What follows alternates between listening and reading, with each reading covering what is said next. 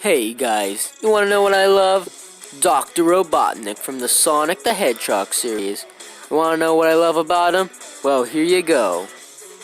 If you were to sum up Dr. Robotnik in one word, what would that word be? Well, you'd probably pick egg, because most of you probably know him as Eggman, which I hate that name.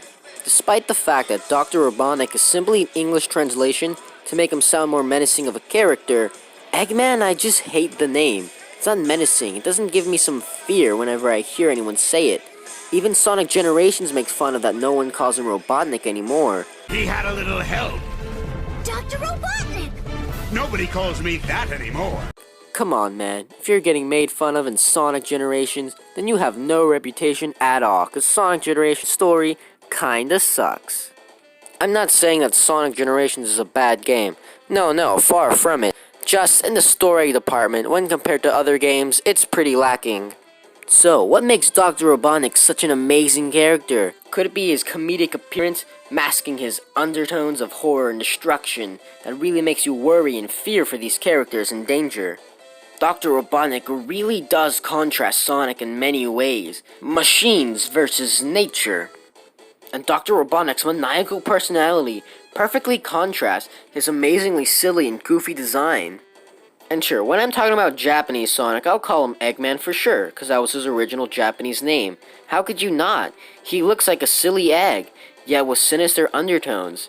And that's just a little respect for Eggman I got, at least as a name. So those are just a few things about Dr. Robotnik. But what is the big thing? What makes me truly love this character? Well, you see, he can kind of represent the entire Sonic the Hedgehog series. Whoa, wait, what did you just say? You're probably asking yourself. He's simply one character, and at that, the antagonist. Shouldn't he represent the exact opposite of the entire series?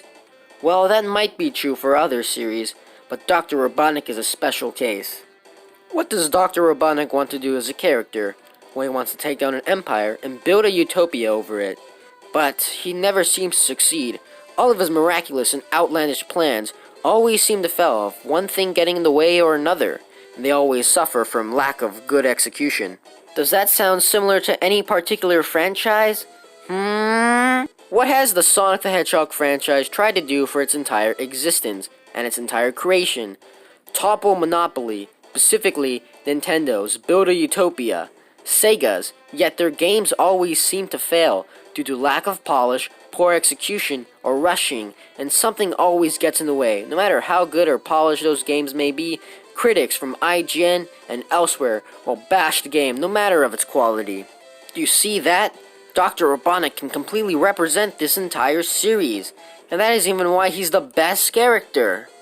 Now I can easily just end the video right here. Tell ya, that's why Dr. Robotnik is best. He completely fits the Sonic franchise and is one of the greatest characters in all of video game fiction. But you know, I like to talk a lot, so we're gonna keep going. Throughout all of Sonic the Hedgehog media, Dr. Robotnik has been portrayed in many different ways. In the games, he remains fairly consistent. Egotistical, maniacal madman with a hilarious design that contrasts his horrible deeds. But in other media, it gets very outlandish with the stuff they can get away with. And his portrayal in Sonic the Hedgehog AM is one of the most different and out there portrayals of the character yet. And I love it. You see, when you think of Dr. Robotnik, what do you think? A big fat man going around like a giant elf, not really knowing what he's doing and having a bunch of robots hanging around him. At least that's what I think. Not in Sonic the Hedgehog AM. No way, Dr. Robotnik almost always has full control of the situation.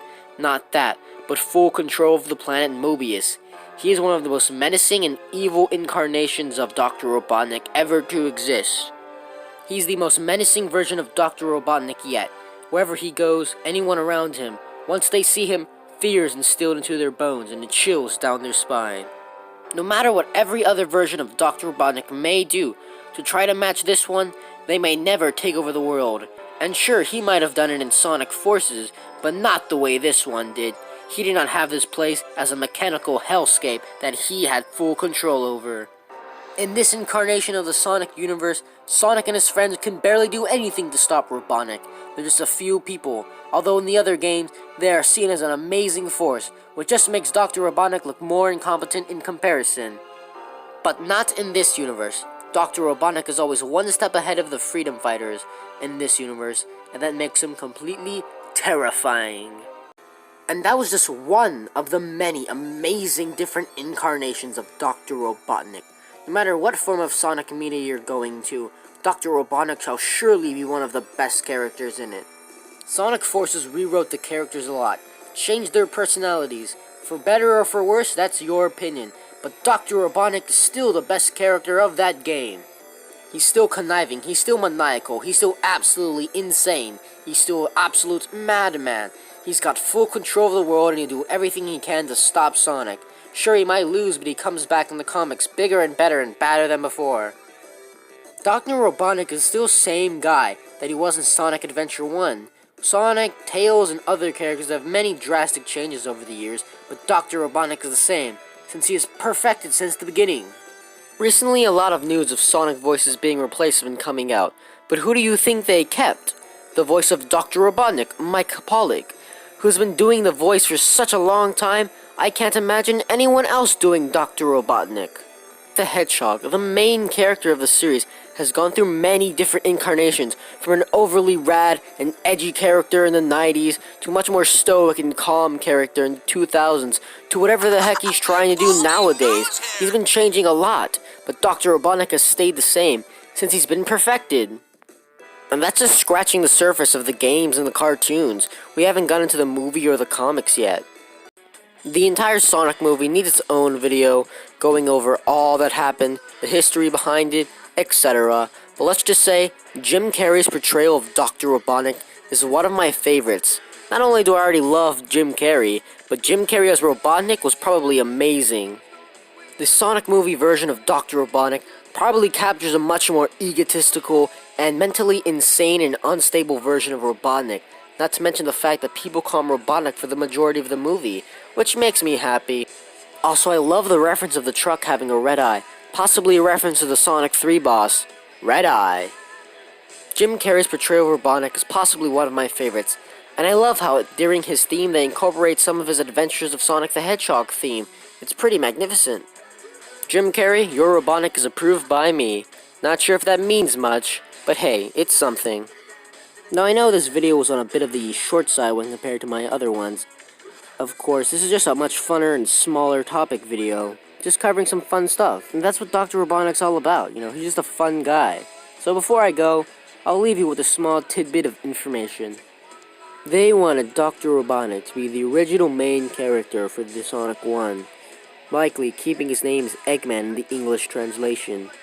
Now, why would they do that? They changed his name to Robotnik here in America, so why would they keep it as Eggman if he was the main character? You'd think he'd be doing the same things, right? Ha ha ha ha ha! Wrong! This Teddy Roosevelt-inspired character was originally supposed to be this crazy pajama man. This is the single greatest concept art for any Sonic game. I don't care what anyone else tells me, this is hilarious. Yeah, and that's all I really have to say. So, bye.